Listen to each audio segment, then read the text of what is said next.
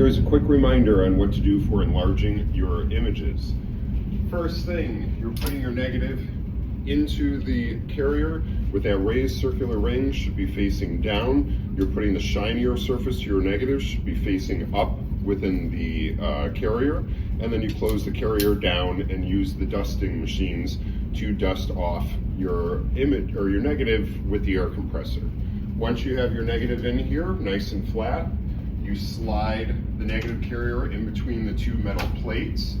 Make sure that it has locked in. You start your timer for 10 minutes, hit your start button, and the first thing you do is you adjust the height of your machine in order to get your image to fit into the 3.5 by 5 size.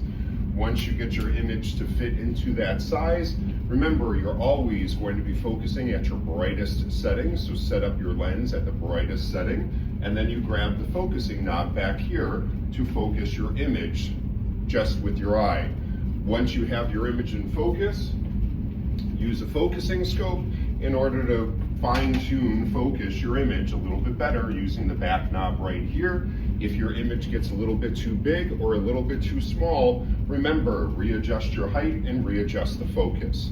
Once you're in focus at the brightest setting, then you turn yourself down to the dimmest setting, clear out your timer, set yourself up for 5 seconds, and then you're going ahead and putting your piece of paper shiny side up into the paper easel.